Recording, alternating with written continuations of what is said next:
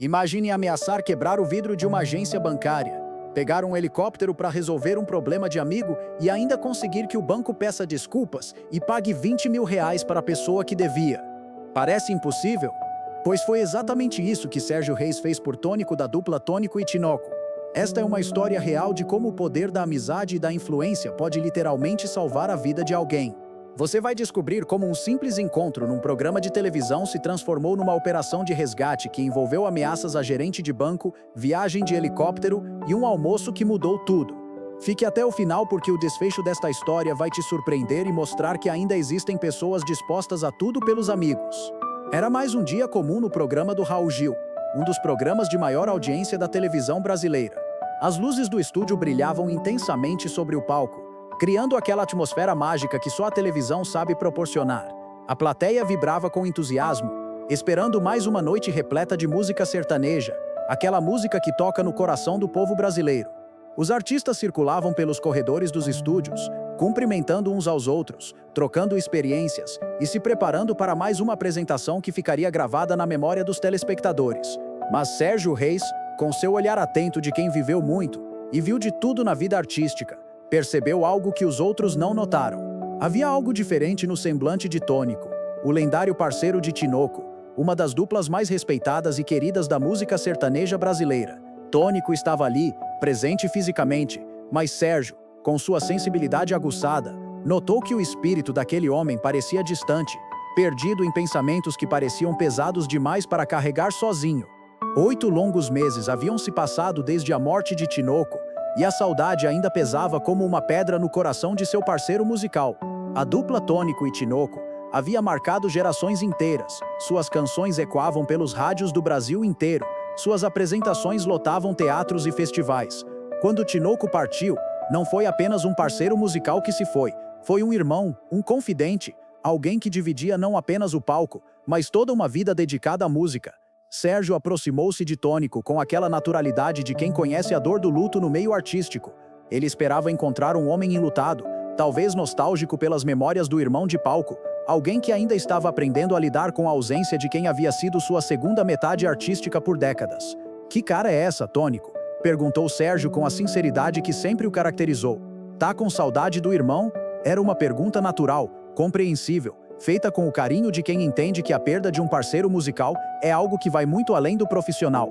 A resposta de Tônico, no entanto, o surpreendeu completamente. Não foi o que ele esperava ouvir. "Não, Sérgio", respondeu Tônico com uma voz que carregava muito mais do que tristeza. "Você não tem ideia do problema que eu tô passando. Havia algo mais ali, algo que ia além da saudade e além do luto. Era desespero, era medo, era a angústia de quem estava enfrentando uma batalha solitária e se sentindo derrotado." Sérgio imediatamente percebeu a gravidade da situação. Conhecia Tônico o suficiente para saber que aquele homem não era de se lamentar à toa, não era de dramatizar situações. Se ele estava daquela forma, era porque realmente havia algo muito sério acontecendo.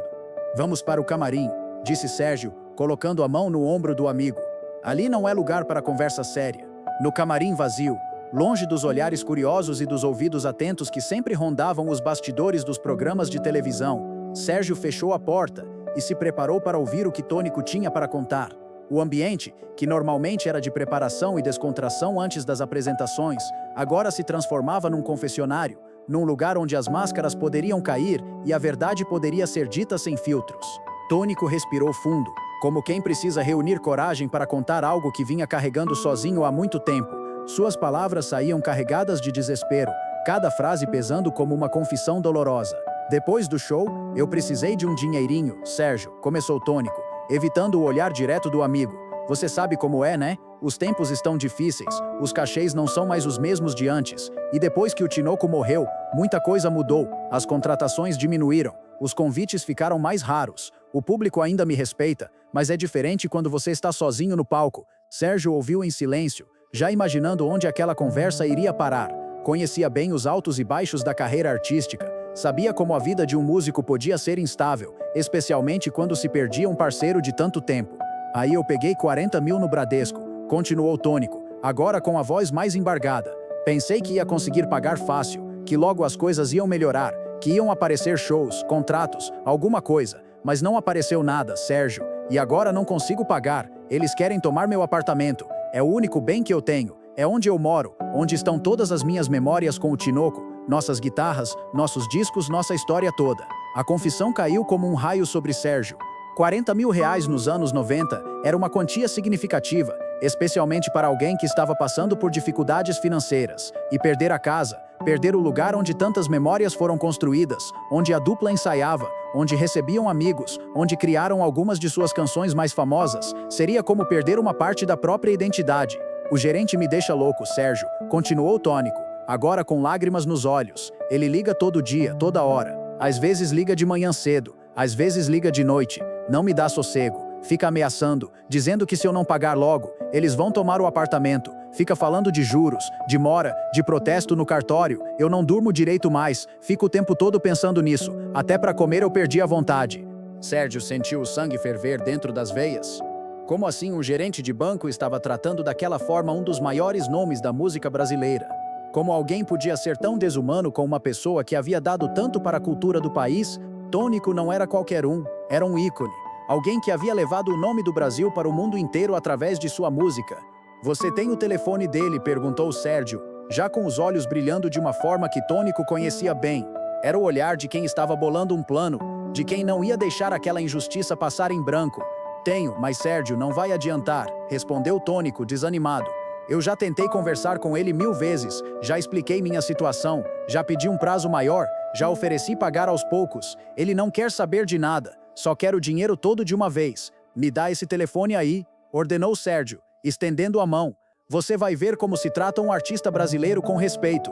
E ali mesmo, na frente de Tônico, que assistia tudo com uma mistura de curiosidade e apreensão, Sérgio pegou o telefone do camarim e discou o número. Sua voz, quando o gerente atendeu, ecoou pelo pequeno espaço com a autoridade de quem estava acostumado a ser ouvido e respeitado. Alô, aqui é o cantor Sérgio Reis, disse ele, com aquela voz firme que conhecia bem o poder de sua própria fama. Eu sou amigo do seu cliente José Pérez Tônico. Escuta bem o que eu vou te falar, porque eu só vou falar uma vez. Do outro lado da linha, o gerente respondeu com aquela frieza típica de quem estava acostumado a lidar com devedores.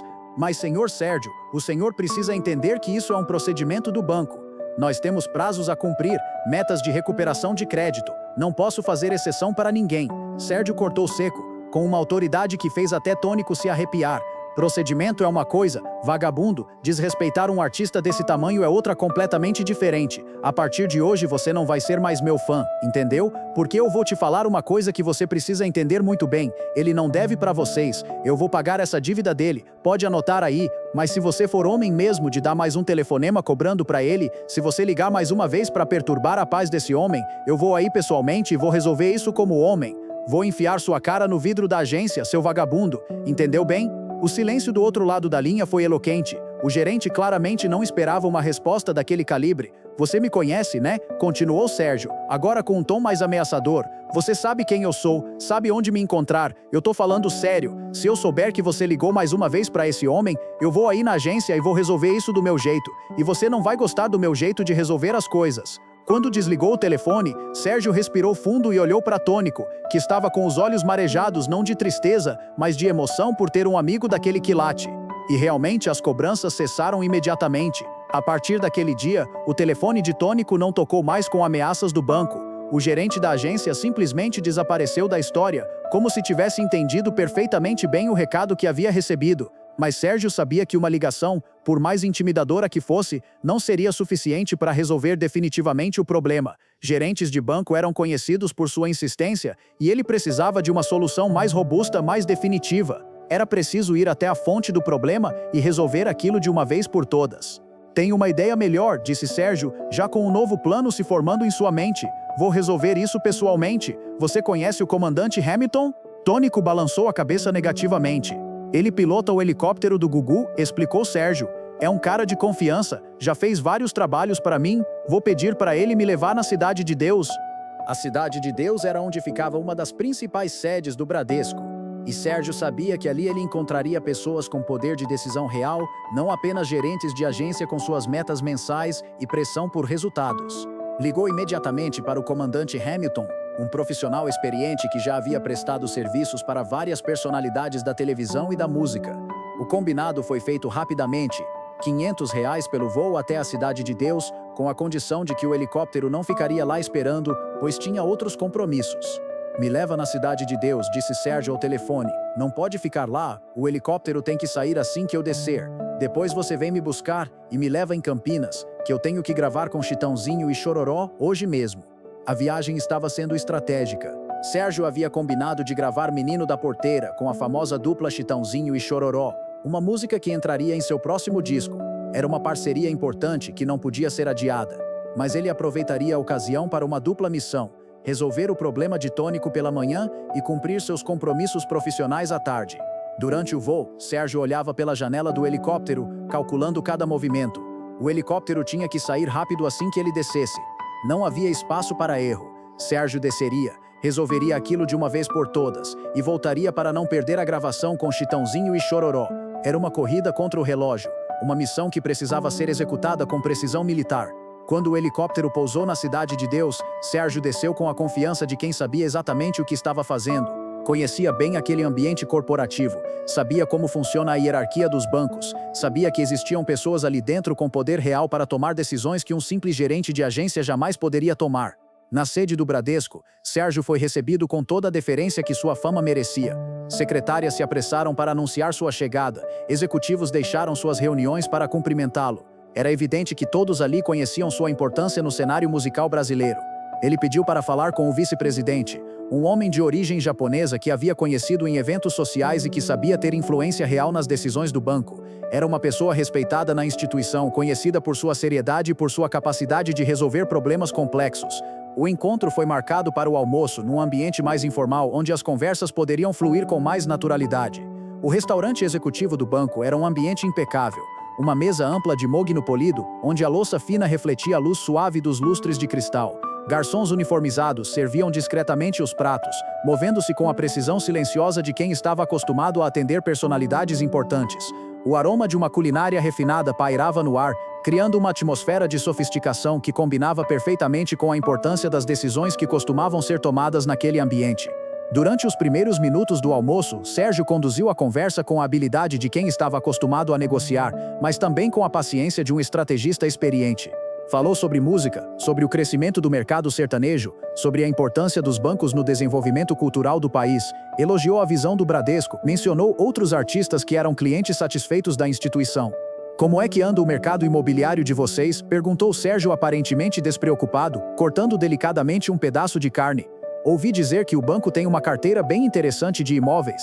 O vice-presidente, relaxado pela conversa amistosa, começou a explicar sobre o departamento de recuperação de ativos, sobre como o banco lidava com garantias imobiliárias, sobre os processos de retomada quando necessário. "Vocês têm algum apartamento para vender por aí?", continuou Sérgio, ainda mantendo o tom casual enquanto observava o movimento discreto dos garçons ao redor da mesa. "Desses que vocês tomaram dos coitados que não conseguiram pagar?" O vice-presidente, sem entender aonde Sérgio queria chegar, confirmou que sim, que o banco tinha um departamento específico para lidar com imóveis retomados e que realmente havia vários apartamentos à venda. Pediu para que trouxessem um catálogo, orgulhoso de mostrar a organização e a transparência dos processos do banco. Sérgio folheou algumas páginas do catálogo com interesse genuíno, tecendo comentários sobre a qualidade dos imóveis, sobre a estratégia de precificação, sobre a localização privilegiada de alguns apartamentos. O vice-presidente relaxava cada vez mais, satisfeito em ver que estava impressionando positivamente uma personalidade daquela estatura. "Olha só", disse Sérgio, apontando para uma das páginas. "Zona Leste. Região interessante, muito desenvolvimento. Vocês têm bastante coisa por lá, né?" Foi então que, após essa preparação cuidadosa, soltou a bomba com aquele timing perfeito de quem sabia exatamente como causar o máximo impacto. "Então me digam uma coisa", continuou Sérgio, agora mudando completamente o tom de voz e colocando o catálogo sobre a mesa com uma firmeza que fez o cristal das taças vibrar levemente. "Vocês estão querendo tomar o apartamento do Tônico, da dupla Tônico e Tinoco? É isso mesmo que vocês estão fazendo?" O silêncio que se seguiu foi constrangedor e pesado. Todos na mesa sabiam quem era Tônico, conheciam sua importância para a música brasileira, sabiam do respeito que ele merecia. Os garçons que antes deslizavam discretamente pelas laterais da sala, agora hesitavam, trocando olhares rápidos entre si, cientes de que presenciavam algo muito maior do que um simples almoço corporativo. A situação ficou ainda mais tensa quando Sérgio continuou: agora com toda a autoridade de quem havia tirado a máscara da diplomacia. Não façam isso, gente. Pelo amor de Deus, não façam isso. O homem é um ícone da música brasileira. Perdeu o parceiro há poucos meses, está passando por uma fase difícil e vocês querem tomar a casa dele por causa de 40 mil reais? Isso é uma ninharia para um banco do tamanho do Bradesco. Sérgio fez uma pausa estratégica, deixando suas palavras ecoarem na mente de todos os presentes enquanto observava as expressões de surpresa e constrangimento se espalharem pelos rostos ao redor da mesa. Olha só, eu vou almoçar agora à tarde com Chitãozinho e Chororó, continuou ele, agora jogando seu trunfo final. São meus amigos há anos, a gente tem vários projetos juntos, eu já comentei com eles sobre essa situação do tônico. Que tal se nós três vamos lá na agência e pagamos essa dívida? Aí vocês param com essa perseguição e todo mundo fica feliz. A menção a Chitãozinho e Chororó não foi casual. A dupla era uma das maiores potências da música sertaneja, tinham uma fortuna considerável e eram clientes importantes de vários bancos. A possibilidade de desagradar não apenas Sérgio Reis, mas também a dupla mais bem-sucedida do sertanejo brasileiro, fez os executivos do banco repensarem rapidamente toda a situação. O impacto foi imediato e visível. O vice-presidente trocou olhares preocupados com os outros executivos presentes, o ambiente refinado do restaurante parecendo subitamente pequeno demais para conter a tensão que havia se instalado. A diretoria do banco, que até então desconhecia completamente os métodos agressivos que seu gerente estava usando, ficou genuinamente chocada ao saber que uma personalidade da música brasileira estava sendo tratada daquela forma desrespeitosa. "Senhor Sérgio", disse o vice-presidente, visivelmente constrangido e colocando os talheres de lado como quem precisava de toda a atenção para lidar com aquela situação delicada. "Primeiro, peço sinceras desculpas pelo que está acontecendo. A diretoria não tinha conhecimento de que o senhor Tônico estava sendo tratado dessa forma. Isso não condiz com os valores do nosso banco nem com o respeito que temos pelos artistas brasileiros." Ele fez uma pausa, pegou alguns papéis que estavam sobre a mesa e, num gesto simbólico mas muito significativo, os rasgou diante de todos os presentes. "Olha aqui, Sérgio, pode rasgar esse papel todo. Tônico não deve mais nada para o Bradesco. Na verdade, nós é que devemos a ele. O senhor tem razão, ele é nosso cliente há anos e uma personalidade da música brasileira que merece todo o nosso respeito e consideração. Desculpe mesmo, a diretoria não sabia desses problemas externos, dessas pressões indevidas que estavam sendo feitas." A sensação de alívio que Sérgio sentiu naquele momento foi imensa. Missão cumprida. Tônico estava livre da dívida e das pressões constantes. Mas a generosidade do cantor não pararia por aí. Aproveitando o clima positivo da conversa e vendo que os executivos estavam genuinamente arrependidos e dispostos a reparar o erro, Sérgio resolveu ir um pouco além. "Já que vocês estão dispostos a fazer a coisa certa", disse ele, "que tal ajudar o Tônico de uma forma mais completa? O homem está passando por dificuldades financeiras reais. Será que não dá para fazer um comercial com ele? Ele tem uma credibilidade enorme com o público, uma imagem limpa, uma trajetória respeitada. Um comercialzinho dele para vocês seria ótimo para a imagem do banco." A ideia foi recebida com entusiasmo imediato. Os executivos perceberam que era uma oportunidade de transformar uma situação constrangedora numa parceria positiva. Tônico realmente tinha uma imagem pública excelente, era querido pelo povo, representava valores tradicionais que se alinhavam perfeitamente com a imagem que o banco queria projetar. "É uma excelente ideia", disse o vice-presidente, agora visivelmente aliviado por ter encontrado uma forma de transformar aquela situação em algo positivo. "Podemos pagar uns 10, 20 mil pelo comercial. O que o senhor acha?" "Perfeito", respondeu Sérgio, já vendo como aquela história teria um final ainda mais feliz do que imaginara. E assim nasceu uma das campanhas mais autênticas e simpáticas da história do Bradesco. Poucos dias depois, Tônico estava em frente à agência da Cidade de Deus, gravando um comercial que se tornaria memorável pela sua simplicidade e sinceridade. Com aquele jeito genuíno e cativante que sempre o caracterizou, Tônico olhou diretamente para a câmera e disse, com a naturalidade de quem estava falando com um amigo querido: "Eu sou cliente do Bradesco faz tempo. Bradesco não pode ser outro banco, tem que ser Bradesco mesmo. A minha agência tá aqui na Cidade de Deus. Aonde você morar tem uma agência Bradesco. Vai lá, abre uma conta no Bradesco." O comercial foi ao ar e fez um sucesso tremendo. O público se identificou imediatamente com a figura simpática de Tônico, com sua maneira simples e direta de falar, com sua credibilidade construída ao longo de décadas de carreira limpa e respeitada. Por esse comercial, Tônico recebeu exatamente 20 mil reais, uma quantia que, naquele momento de sua vida, representava muito mais do que apenas dinheiro. Representava dignidade recuperada, tranquilidade financeira, a possibilidade de recomeçar sem o peso das dívidas nas costas. Mais do que isso, Tônico ganhou de volta algo que havia perdido nos últimos meses: a certeza de que tinha amigos verdadeiros, pessoas dispostas a lutar por ele mesmo quando tudo parecia perdido. A certeza de que, mesmo após a partida de Tinoco, ainda havia alguém ao seu lado disposto a enfrentar qualquer batalha em seu nome. Quando Sérgio contou para Tônico como tudo havia sido resolvido, o velho parceiro de Tinoco chorou, não de tristeza, mas de emoção pura, de gratidão por ter um amigo daquele calibre. Era como se um peso gigantesco tivesse sido retirado de seus ombros, como se pudesse finalmente respirar de novo após meses de angústia. Quando Sérgio terminou de contar todos os detalhes da operação, Tônico, entre lágrimas sinceras, conseguiu dizer apenas: "Um amigo assim, Sérgio, nem o dinheiro compra, nem o tempo apaga." Esta história se tornou absolutamente lendária no meio artístico brasileiro, não apenas pelo desfecho feliz, mas por mostrar como a verdadeira amizade pode literalmente mover montanhas, ou neste caso específico, diretorias inteiras de bancos. A história passou a ser contada e recontada em camarins, em bastidores de shows, em encontros de artistas, sempre como um exemplo de como as coisas deveriam ser. Sérgio Reis, com sua personalidade forte e seu coração generoso, provou naquele dia algo que muitos já sabiam, mas que ficou ainda mais evidente: que o sucesso, a fama e a influência só têm sentido real quando são usados para ajudar quem precisa, para defender quem está sendo injustiçado, para proteger quem está vulnerável. E Tônico? Bem, ele continuou sua carreira sabendo que, mesmo após a partida de Tinoco, mesmo enfrentando as dificuldades naturais de quem perde um parceiro de toda uma vida, ainda tinha alguém ao seu lado disposto a lutar por ele. Sabia que podia contar com um amigo que não media esforços quando se tratava de defender quem ele considerava família. Como o próprio Sérgio disse naquele dia, e que se tornou uma frase marcante desta história: "Mexer com Tônico é mexer comigo." Um homem que está passando dificuldade, que dedicou a vida inteira à música brasileira, isso não pode acontecer.